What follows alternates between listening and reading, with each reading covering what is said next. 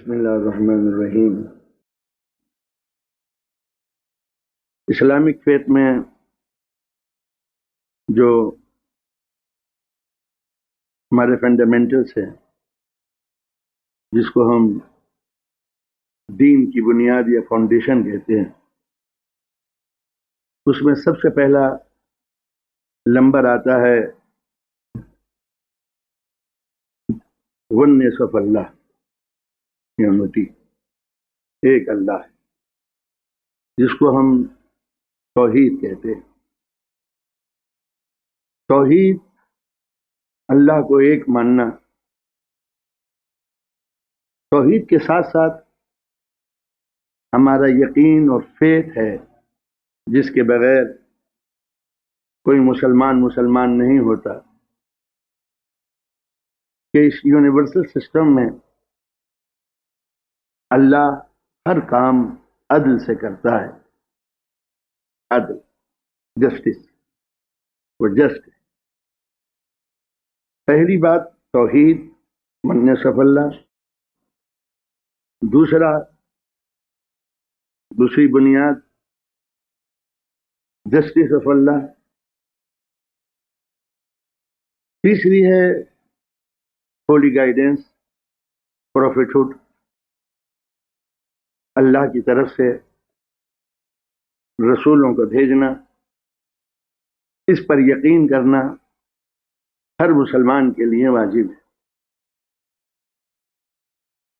اس یقین کے ساتھ، اس فیتھ کے ساتھ، اس عقیدے کے ساتھ کہ اس پورے سنسار میں انسانوں کی بھلائی کے لیے اللہ نے 1,24,000 پیغمبر، پروفٹ، رسول، نبی، اوتار، جس کو بھی آپ سمجھ لیں، ہولی گائیڈنس، جو اللہ کی طرف سے زندگی کا سلیقہ سکھانے کے لیے دنیا میں آتے ہیں، ان کو ہم نبی کہتے ہیں۔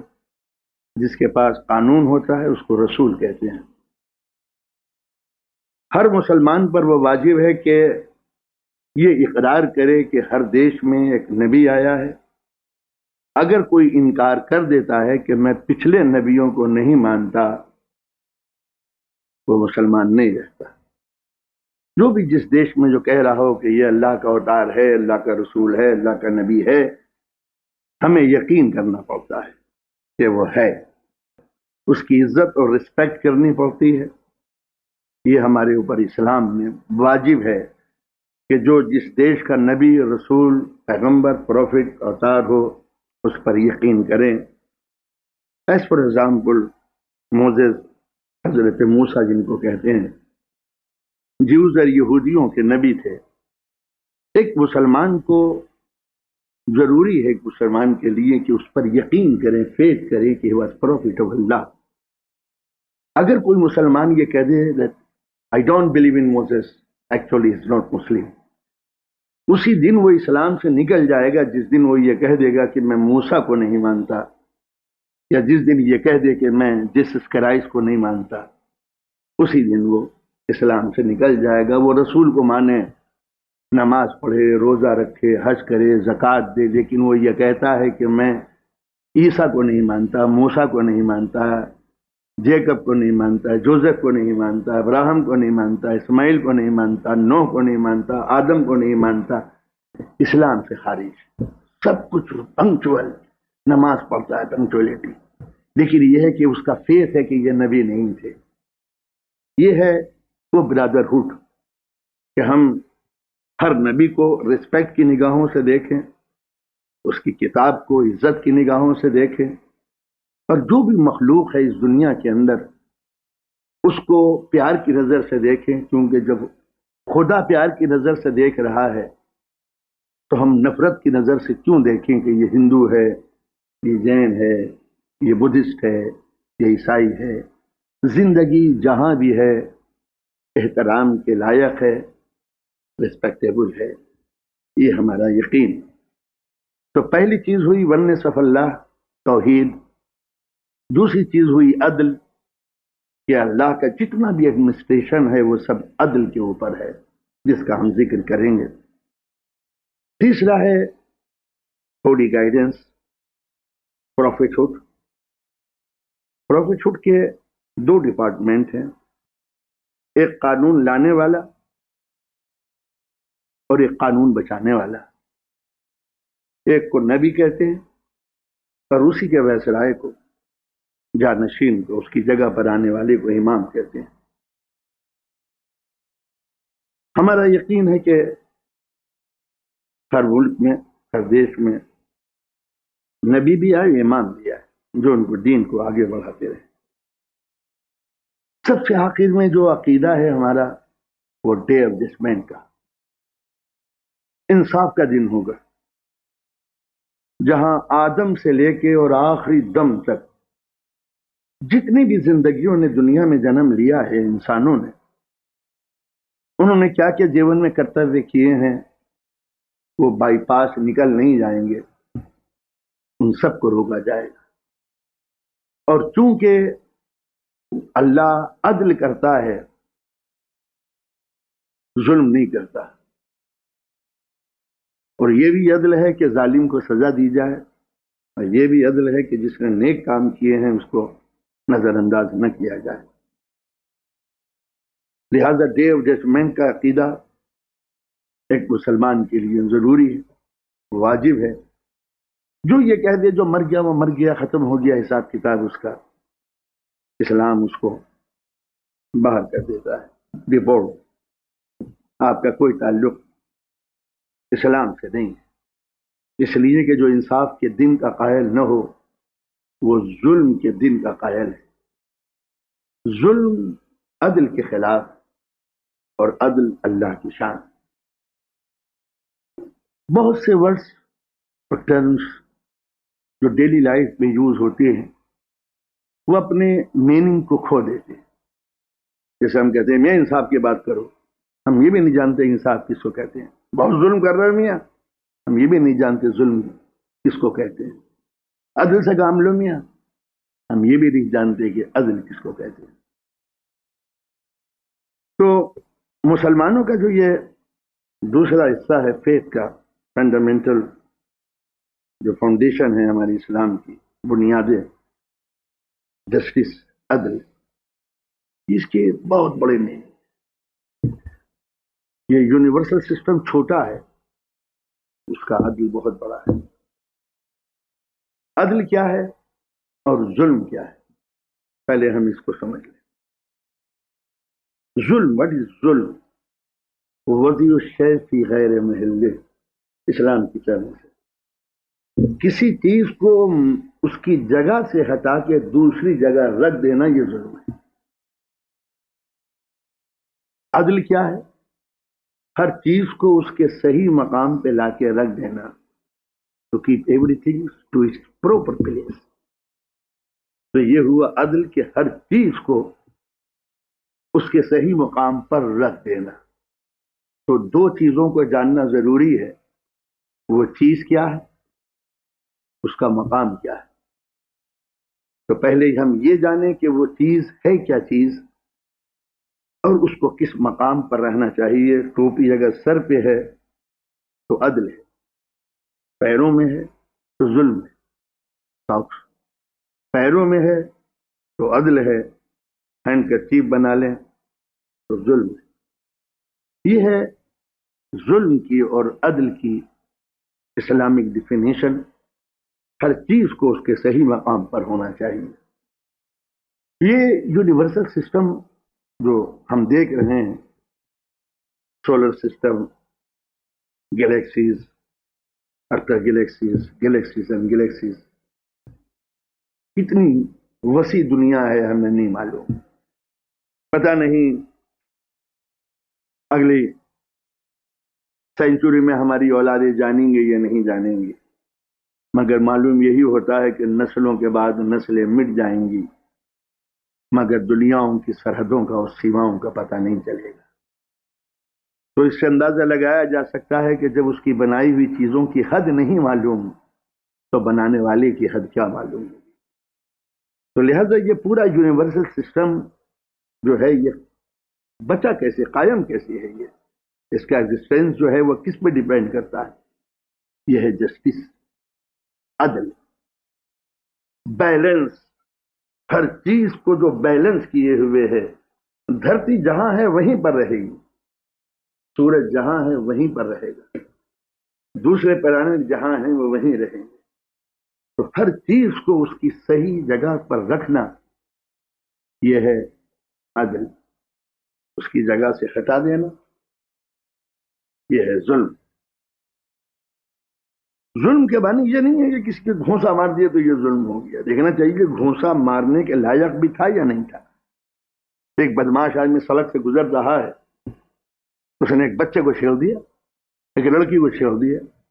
اب بتائیے یہ گھونسا اس کے صحیح لگا یا غلط لگا؟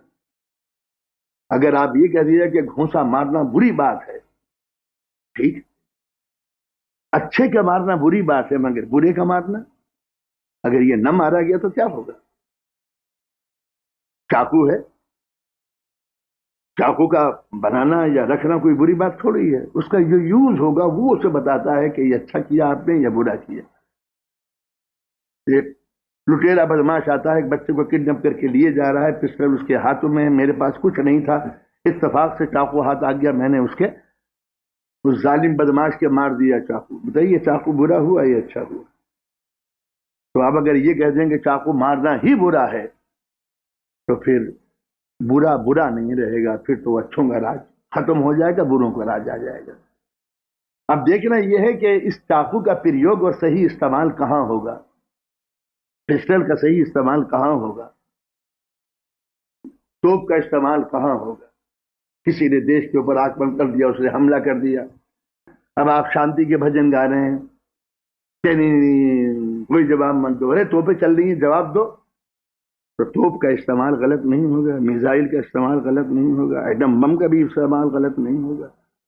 یہ استعمال کہاں ہونا چاہیے, یہ ہے وہ چیز, اسی کا نام ہے عدل.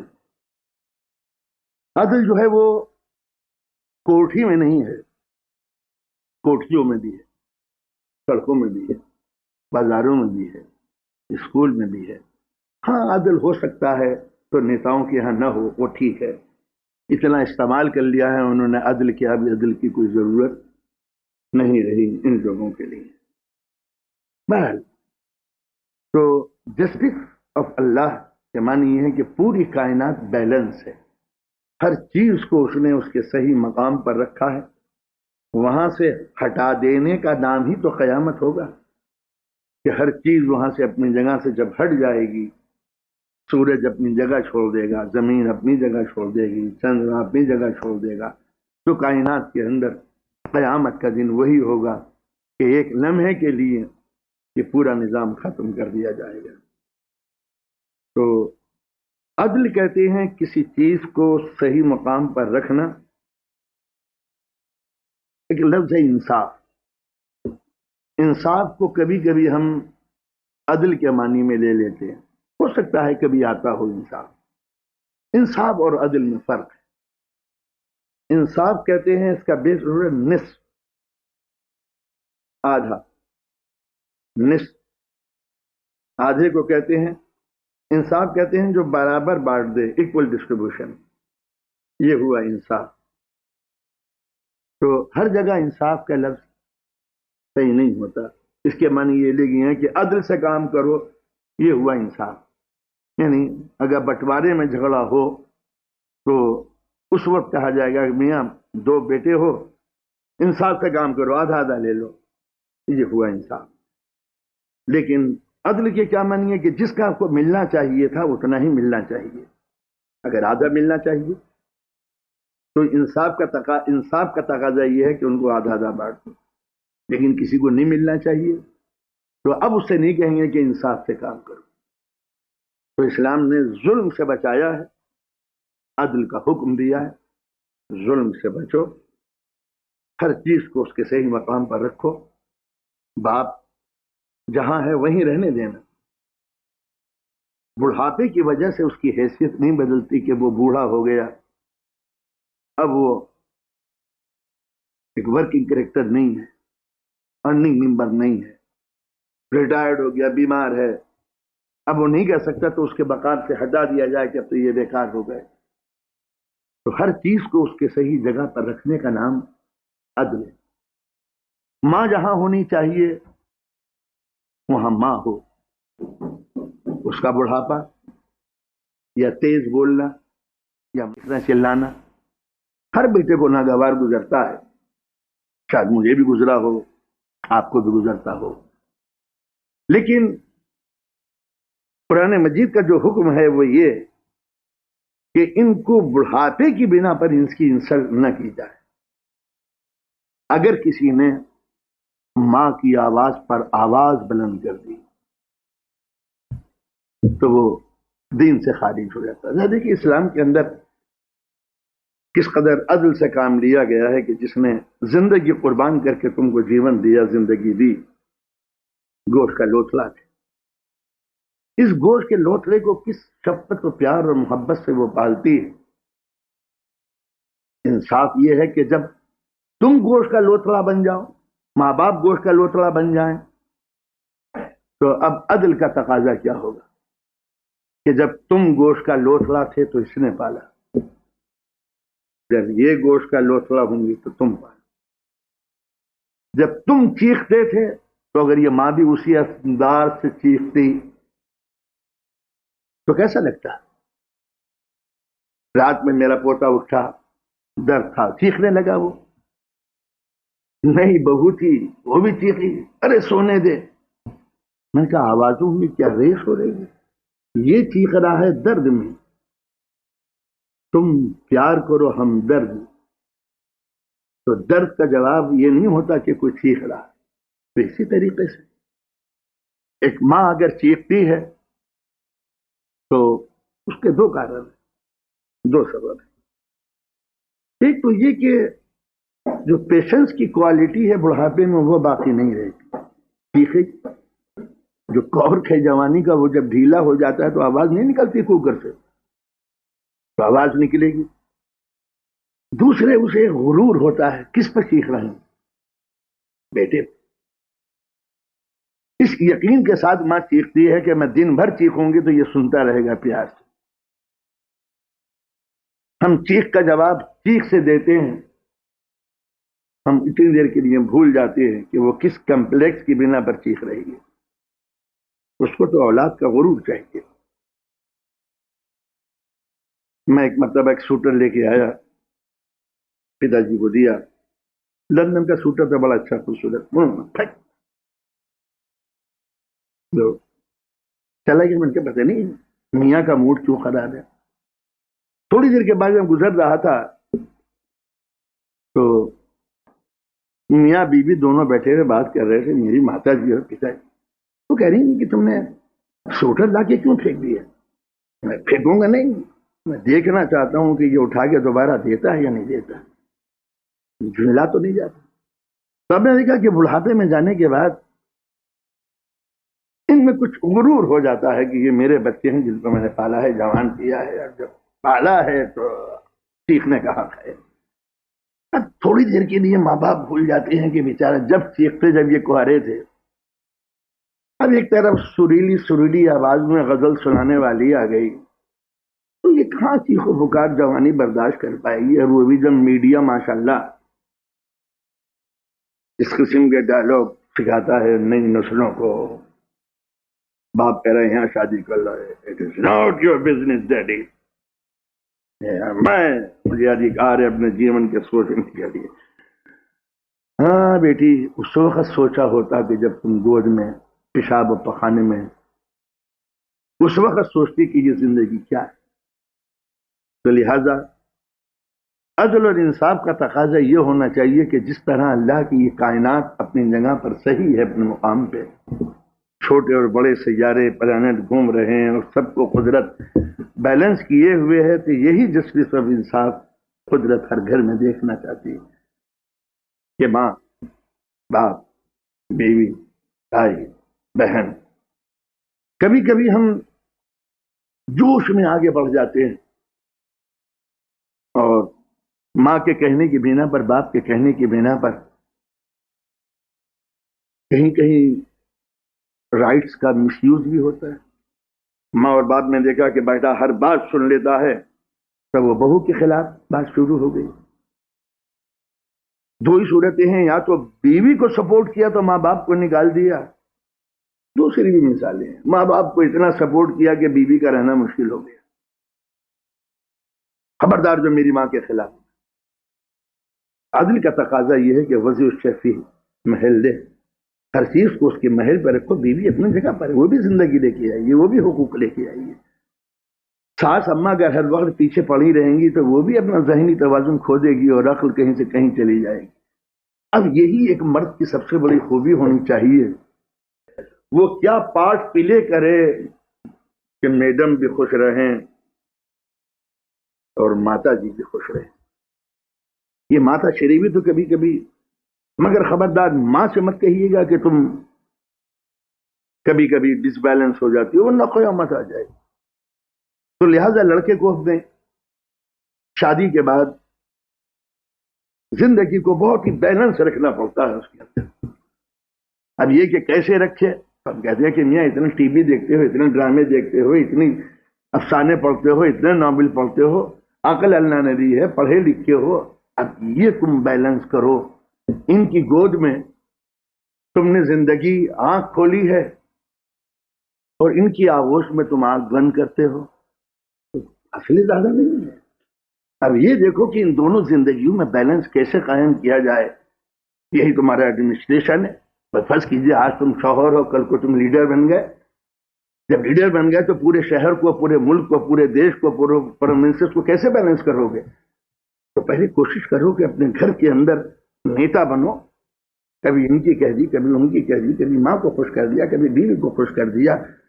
پر ہمارا تجربہ ہے، عقل مندی کا تقاضا یہ ہے کہ کبھی ایک دوسرے کے سامنے دوسرے کی تعریف نہ کی جائے۔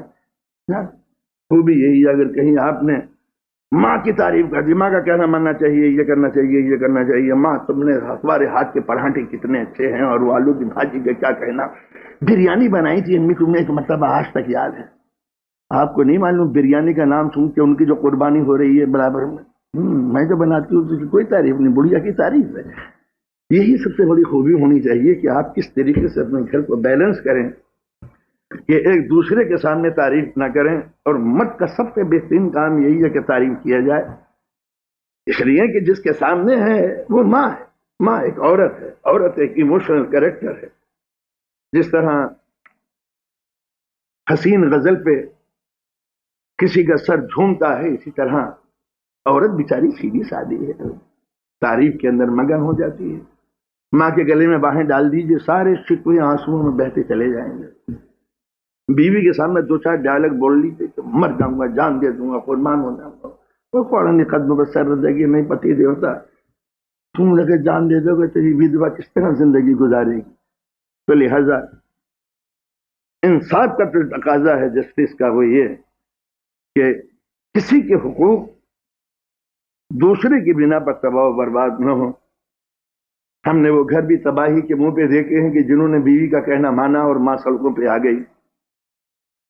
ہم نے وہ گھرانے بھی دیکھے ہیں کہ جنہوں نے ماں کی زیادہ سنی اور بیوی گھر سے باہر نکل گئی۔ اس کے ساتھ بھی کچھ انصاف ہے، اس کی بھی کچھ ضرورت ہے، اور اسلام نے جہاں ماں کے یہ حقوق رکھے ہیں، اپنا یغمنا عندک الکبر احدہما کلاہما فلا تقل لہما اف ولا تنہرہما، یہ ماں اور باپ جب بوڑھے ہو جائیں، یا ماں بوڑھی ہو جائے، اما یبلغن عندک الکبر احدہما کلاہما، ماں بوڑھی ہو جائے یا باپ بوڑھا ہو جائے، ولا تقل لہما اف، تو ماں اور باپ کے سامنے اف کہنے کی تمہیں اجازت نہیں ہے۔ اف یہ ہے کیا چیز؟ اف عربی لینگویج میں سب سے چھوٹا لفظ اف، الف اور پے دو لیٹر سے بنا ہے۔ اف اف اپنی تکلیف کو ظاہر کرنے کے لیے سب سے چھوٹی آواز، ولا تقول لہما اف، اگر یہ ستائیں بھی ماں باپ تو تمہارے منہ سے جو سب سے چھوٹا لفظ نکل سکتا اف، اس کی بھی اجازت نہیں ہے۔ پورے قرآن کو، اسلام کو، نبی کی حدیثوں کو آپ پڑھ لیجئے، کبھی یہ نہیں کہا ماں باپ سے کہ یہ جوان ہو گئے ہیں، فلمیں دیکھتے ہیں، ڈائلاگ سنتے ہیں، ذرا اپنی زبان دھیمی رکھو، تم ریٹائرڈ ہو چکے ہو. کہیں ماں باپ سے نہیں کہا کہ تم ان تکلیف مت پہنچایا کرو. اور یہ لفظ بتاتا ہے شب اف، کہ ماں باپ نے تکلیف پہنچائی جبھی تو اف کہا. یعنی اف ریئیکشن ہے، ایکشن نہیں ہے. اف جو ہے کسی نے دکھ پہنچایا ہوگا تو یہ اف کہا. اسلام نے اس کا ذکر یہ نہیں کہا جب یہ ماں باپ بوڑھے ہو جائیں تو تم ان کی بری باتوں کے اوپر اف مت کرنا، یا یہ ستائیں تو اف مت کرنا. قرآن نے اس کا ذکر تک نہیں کیا کہ یہ ستائیں گے، مگر ریئیکشن بتا رہا ہے کہ ایکشن تو تھا. بغیر ایکشن کے یہ ریئیکشن تو نہیں ہے، مگر قرآن نے ماں باپ کی غلطیوں پہ پردہ ڈال دیا.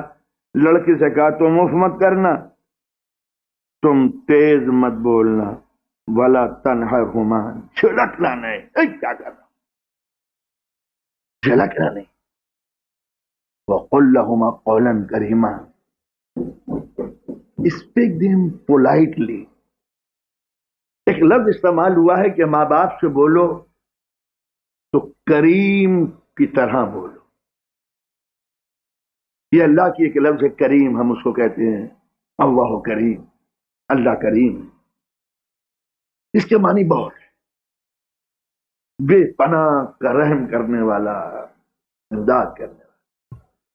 تو اسی طریقے سے اگر یہ تیز بول رہے ہوں، چیخ رہے ہوں، چلا رہے ہوں تو اف مت کرنا. اور جب ان سے بولو تو کریم بن کے بولو. لفظ جو نکلے وہ کریمانہ ہوں. قل لہما قولا کریما، قول کریم تم یوز کرو ان کے سامنے.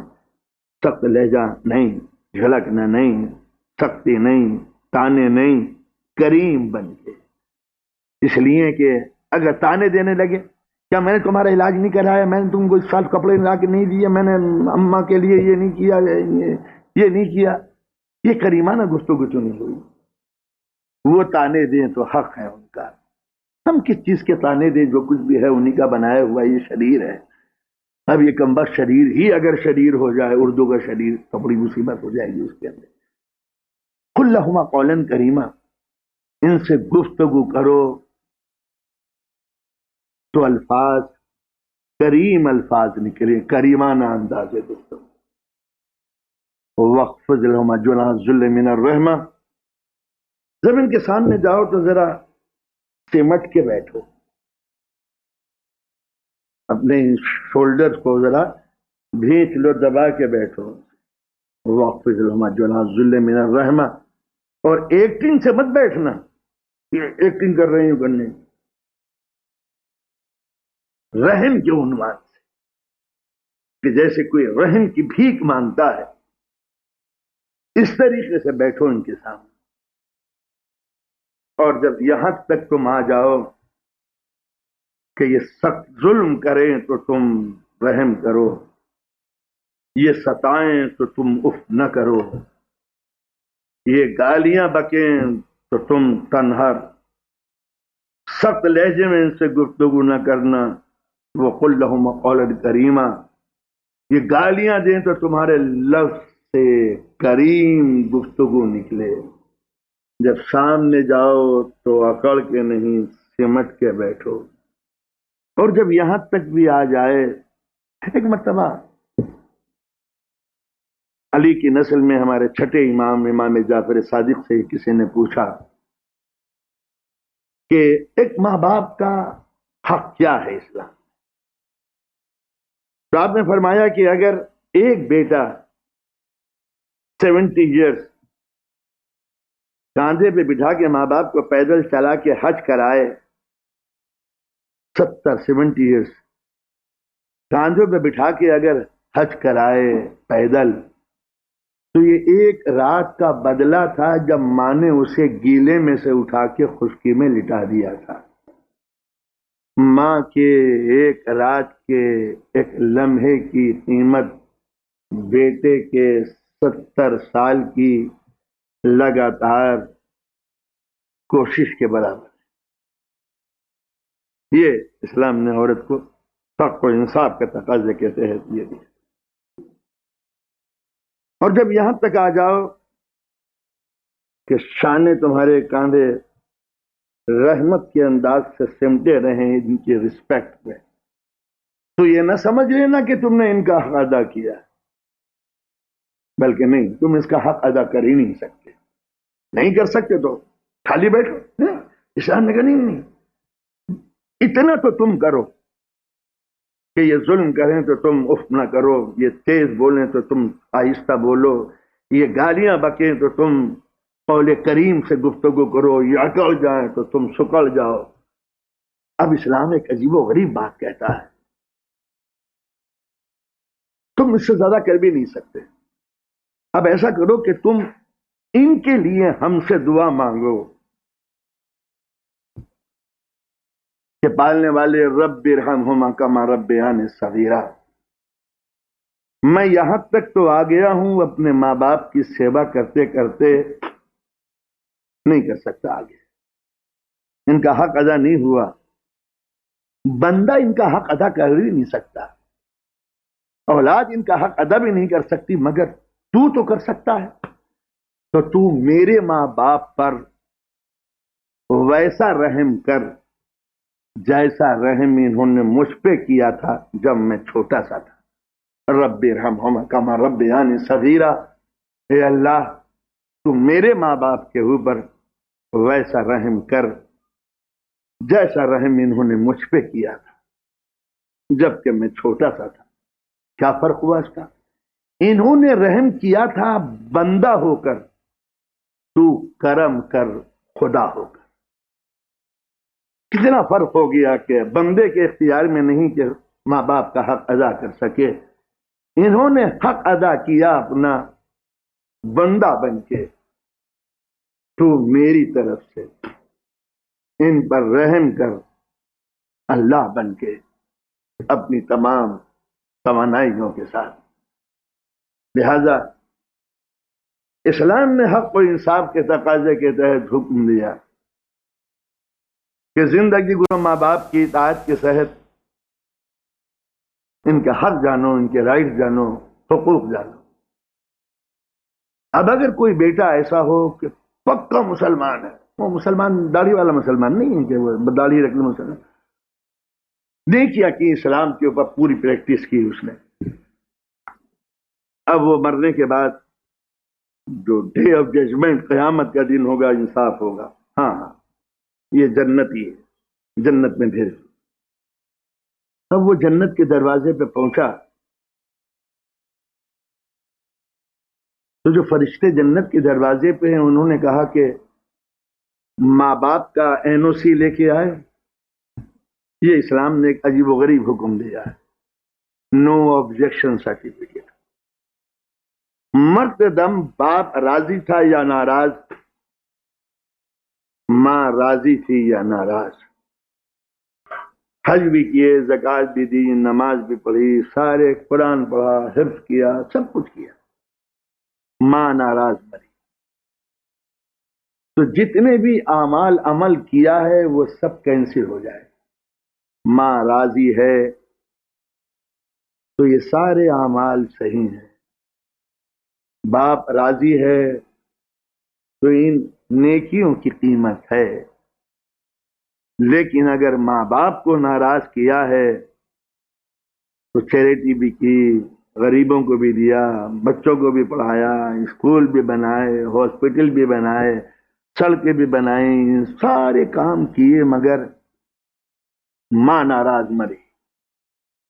تو ادھر ماں ناراض، اس کا ایک رائٹ ہے کہ دودھ معاف نہ کرے ماں. صاحب بولے کہ کوئی بات نہیں ہے، ہم نے دودھ پیا نہیں، ہم تو وہ ڈبے کا دودھ پیتے تھے، ہم دیکھا ہے ایسے ہی بندر پیدا ہو رہے ہیں، ہم نے ڈبے کا دودھ پیتے تھے. میں نے کہا ہاں ڈبے کا دودھ تو پلایا ہوگا، اس نے پلا تو دیا، تم خرید کے تو نہیں لائے تھے ڈبے کا دودھ، دودھ تو پھر بھی دیا، اس نے زہر تو نہیں دیا، اپنا دودھ نہیں دیا، مجبوری ہوگی. ڈبے کا دودھ دیا تم زندہ تو ہو. اسی دودھ کی قیمت کا کتنا خرچہ ہوگا؟ من کا سوال ملک کا نہیں ہوتا کہ what is the cost of this milk bottle. اس رحم کا کیا قیمت ہے کہ جو ماں نے تمہارے اوپر رحم کر کے پاؤڈر ہی کا دودھ پلایا, اس کی قیمت کیا ہے؟ ڈبے کی قیمت تو ہے. تم وہ تو قیمت دے سکتے ہو کہ ہم ملک کی قیمت دے دیں گے, ڈبے کی قیمت دے دیں گے, ملک بوٹل کی قیمت دے دیں گے. اس ممتا کی کیا قیمت ہے جو بازار تک گئی, تمہیں لے کے آئی؟ میں کبھی وہ منظر نہیں بھول سکتا. ہمارے علی گڑھ کے اندر رائٹ ہو گیا, کئی مہینے تک رائٹ چلا. ایک عورت بے چین ہو کے اپنے بچے کے دودھ کے لیے وہ نکل کھڑی ہوئی, یہ سوچ کے کہ یہ پی ایس سی کے جوان کھڑے ہوئے ہیں, ان سے کہوں گی کہ میرے بچے کے لیے دودھ لا کے دے.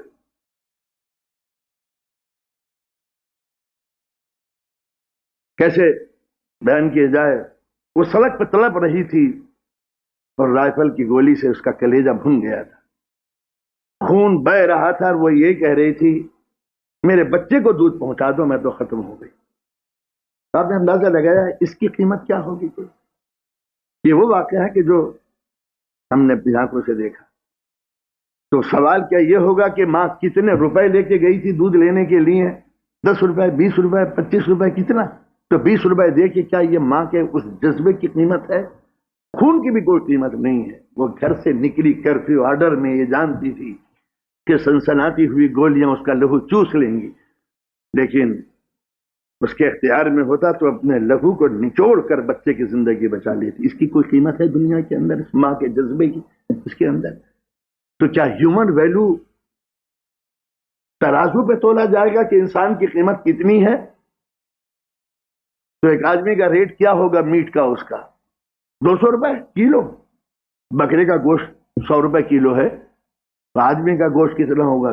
100 روپے, 200 روپے, 1000 روپے. تو ایک آدمی کا ویلیو اگر تول لو 1 کوئنٹل ہے 1000 روپے کلو سے, تو کیا آدمی کا ویلیو اس قابل ہو گیا کہ اس کو گوشت کی ترازو میں بوچر کی دکان پہ لے جا کے تولا جائے؟ تو اسی طریقے سے یہ ماں باپ حق ہے. اب آپ یہ کہیں کہ صاحب بمبئی کے چھوٹے چھوٹے کمرے, چھوٹے فلیٹ, ماں کو رکھیں یا بیوی کو رکھیں, میں نے اس کا دیا کہ اس کا تعلق عقل سے ہے. عقل استعمال کرو گے تو سب کے راستے ہیں. انسان مینٹلی مجبور ہے 2 چیزوں سے. جب انسان اپنے جیون میں قدم آگے بڑھاتا ہے تو اس کو پریزنٹ کہتے ہیں, چل رہا ہے. جو بیت گیا اس کو پاسٹ کہتے ہیں, جو آنے والا ہے وہ فیوچر کہلاتا ہے. جانور کا نہ کوئی پاسٹ ہے نہ کوئی فیوچر ہے. کسی بکرے سے پوچھئے تمہارے باپ کا نام کیا تھا, نہ مجھے نہیں معلوم. کہاں کے رہنے والے ہو, نہ مجھے نہیں معلوم. تمہارا فیوچر میں کیا پروگرام ہے؟ فیوچر ہمارے یہاں نہیں ہوتا سوائے بوچر کی دکان کے, اگر وہ بول سکتا ہو. تو جانور کا نہ کوئی فیوچر ہے نہ کوئی پاسٹ ہے. انسان کیا ہے؟ میں سڑک پہ چلا جا رہا ہوں, ایک دوسری زمین پہ بیٹھا ہوا ہے, میں نیچے بیٹھ گیا, میں نے اپنا ہاتھ اس کے ہاتھوں میں دے دیا. وہ بیان کر رہا ہے جیسے بھی یہ ہوگا یہ ہوگا یہ ہوگا, تمہارے دشمن نے کسی نے تم کو یہ کر دیا. تو فیوچر جاننے کے لیے انسان مجبور ہے. آدمی نے اجنتا, ایلورا, موہنجو دارو, ہڑپا, اس کی ایک ایک اینٹ کو اکٹھا کر رہے ہیں. تو اگر آدمی کا تعلق فیوچر سے نہ ہوتا تو اپنا حسین ہاتھ جوتشی کے گندے ہاتھوں میں کیوں دیتا؟ اور انسان کو اپنے پاس سے محبت نہ ہوتی تو آدمی زمین میں دبی ہوئی اینٹوں کو جوڑ کر پرانے محلوں میں کیوں کھو جاتا؟ اس لیے انسان کے 3 جیون ہیں. وہ جیون جو گزر گیا, اس کے بزرگوں کی شکل میں جو آنے والا ہے, اس کی جنریشن کی شکل میں وہ خود جو جیتا ہے. یہ 3 چیزیں اس کے ساتھ ہیں. جسٹس کا تقاضا یہ ہے کہ جب ہماری انسٹنکٹ ہمیں ماضی سے نہیں کاٹتی, فیوچر سے الگ نہیں کرتی, تو فیوچر کی جگہ اولاد کو رکھو, پاسٹ کی جگہ ماں باپ کو رکھو, پریزنٹ تم خود بن جاؤ. اس طرح جیون لے کے چلو کہ بچوں کے لیے کرو, ماں باپ سے مشورے لیتے رہو. یہ ہے زندگی کا ایک آئٹم جس میں ایک نیوکلیس ہوتا ہے، اس کے چاروں طرف الیکٹرون اور پروٹون گھومتے ہیں، یہی اس کا عدل ہے۔ اس کو انلارج کر دیا تو سورج ہے، چاروں طرف اس کے پلانٹ۔ یہی عدل جو وہ ایٹم میں اور سولر سسٹم میں رکھتا ہے، وہی عدل قدرت گھروں میں رکھتی ہے۔ ماں باپ کی ایک یونین، نیگیٹو پوزیٹو کا کمبینیشن، یونیفیکیشن، جیسے سورج کے چاروں طرف یا نیوکلیس کے چاروں طرف الیکٹرون پروٹون گردش کرتے ہیں، جتنا مضبوط نیوکلیس ہوگا اتنا ہی مضبوط ایٹم ہوگا۔ اسلام یہی چاہتا ہے جتنے مضبوط میاں بیوی ہوں گے اتنے ہی پیارے بچے ہوں گے۔ لہذا ان میں اتحاد قائم کرنے کے لیے عدل، انصاف، ماں باپ کا تقاضا کیا ہے، باپ کا تقاضا کیا ہے، فیملی کا تقاضا کیا ہے، اور پھر اس کے ساتھ ساتھ بیوی کا تقاضا کیا ہے۔ وہ ایک زندگی ہے جو تم سے وابستہ کی گئی، اس نے ہاں کہہ کے، ہمارے نکاح میں شرط ہے کہ جب تک کہ لڑکی ہاں نہ کہے شادی نہیں ہو سکتی اس کی۔ ماں باپ کا پریشر، عزیزوں کا پریشر، پورے خاندان کا پریشر بھی پڑ جائے اور عورت اقرار نہ کرے، نکاح سے پہلے ہمارے یہاں اقرار ہوتا ہے کہ کیا تم اس سے شادی کرنا چاہتی ہو اتنے مہروں پر، اور تمہارا یہ ایگریمنٹ کرا دیا جائے، لڑکی ہاں کہتی ہے، جب کہیں یہ نکاح ہوتا ہے تو ایک ہاں کہہ کے پورا جیون وہ اس کے قدموں پہ ڈال دیتی۔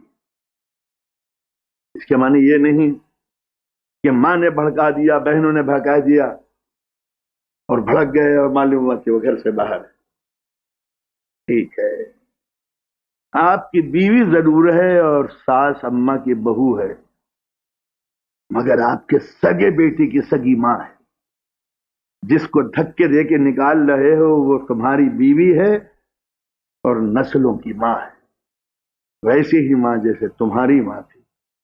ٹھیک ہے، تمہارا بیٹا زبان سے نہیں کہہ سکتا، تماچا مار دیا تم نے اس کی ماں کے چہرے کے اوپر، کوئی بات نہیں، مگر تم بھی تو کسی بیٹے، کسی ماں کے بیٹے ہو۔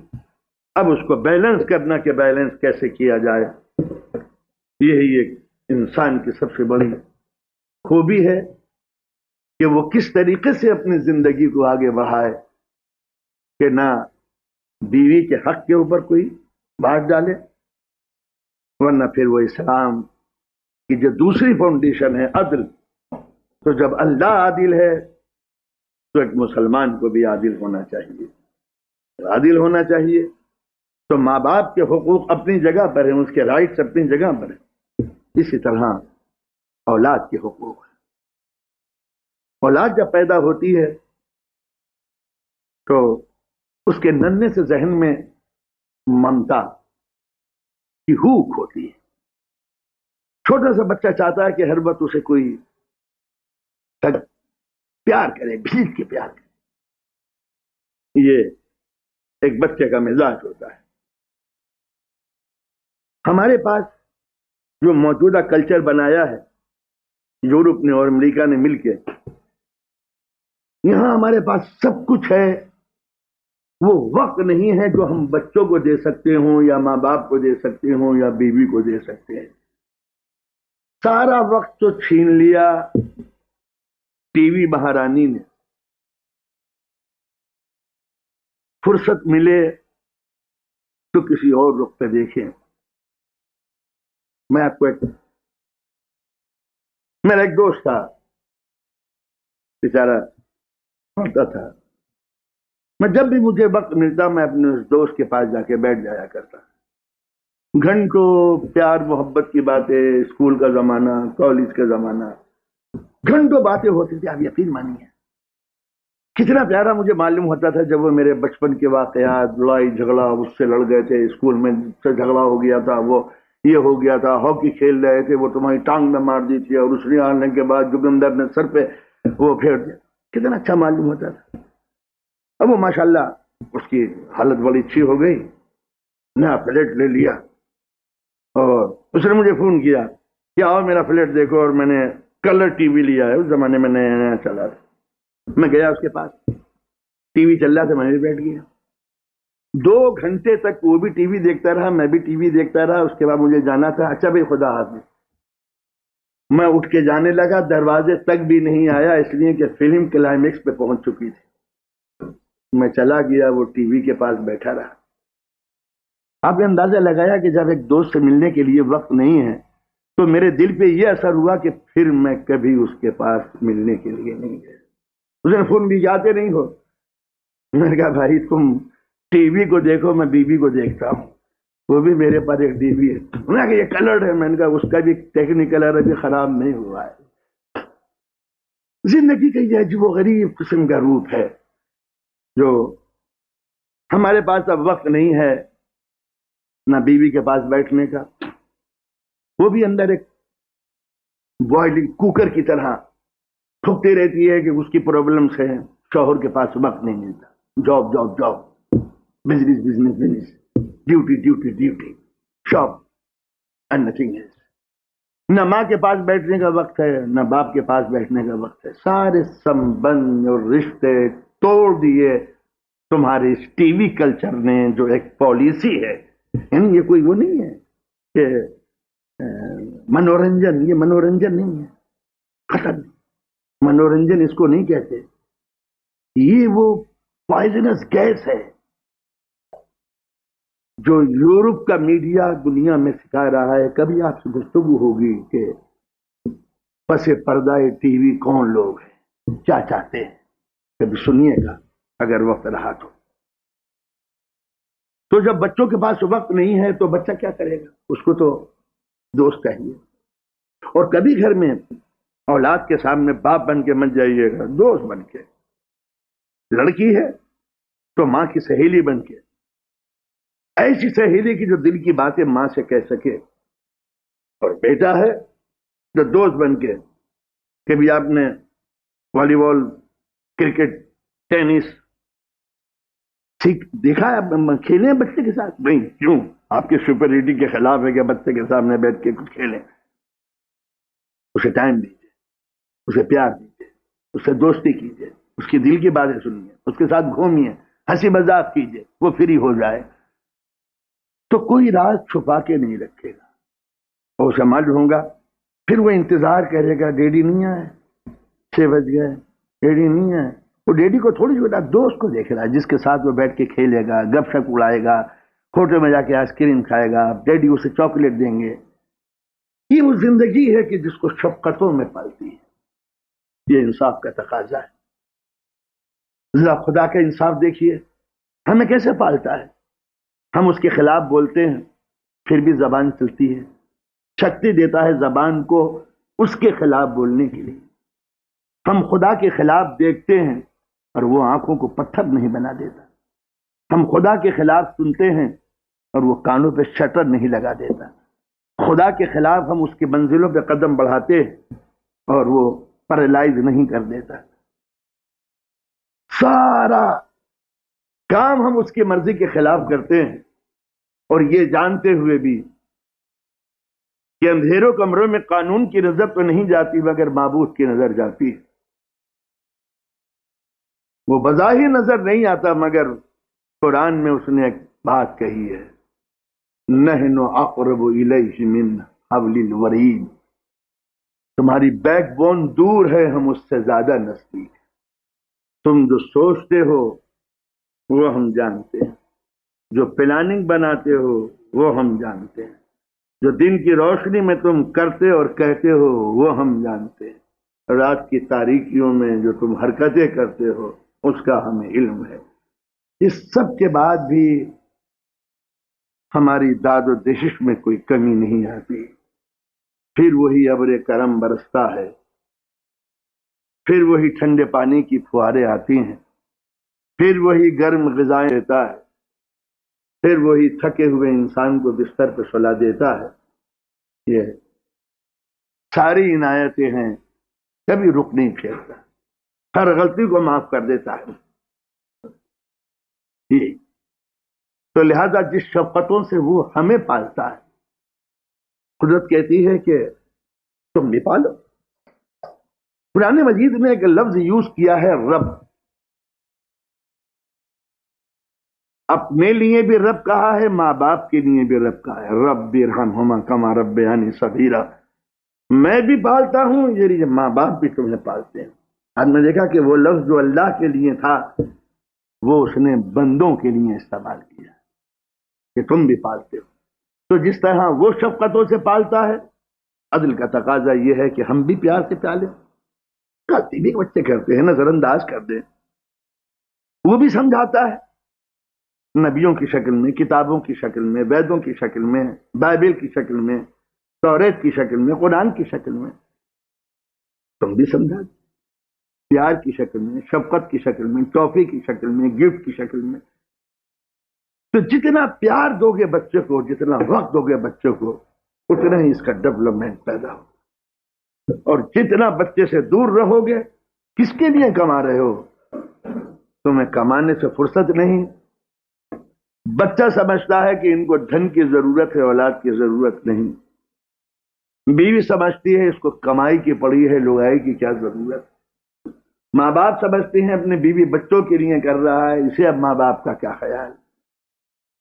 ٹھیک ہے، روٹی بھی ضروری ہے اور رزق بھی لازم ہے، بیلنس کر رہا۔ میں نے کہا تھا کہ یونیورسل سسٹم بیلنس کے اوپر قائم ہے، عدل کے اوپر قائم ہے، کہ کوئی کسی کو زیادہ نہ سمجھے۔ دھن کو بھی سمجھو مگر دلہن کو بھی سمجھو، ماں باپ کو بھی سمجھو۔ تو یہی وہ بیلنس ہے جو ایک انسان کی دنیا میں ڈیوٹی ہے کہ کس طریقے سے اپنے پالیسی کو رکھیں۔ ماں باپ کا حق، بیوی بچوں کا حق، بیوی کا حق، عزیز و اقارب کا حق، دوستوں کا حق، دکان کا حق، سروینٹ کا حق، سارے حق دے دو۔ اور پھر جب آگے بڑھو گے تو جب بیلنس کرنا سیکھ جاؤ تو تم ہو ہندو، وہ ہے مسلمان، وہ ہے کرسچن، ہم سب کو ایک ہی جگہ رہنا ہے۔ کیسے بیلنس کریں کہ ہندو بھی ناراض نہ ہو، کرسچن بھی ناراض نہ ہو، مسلمان بھی نہ روٹھے۔ یہ بیلنس کرنے کی عادت ڈالو۔ کس طریقے سے ایک دھرتی پہ سب رہ رہے ہیں، کوئی ہنگامہ نہیں ہوتا۔ تو یہی وہ ایک انسان کی ایک ڈیوٹی ہے جس کو قرآن مجید نے کہا ہے کرمنا بنی آدم۔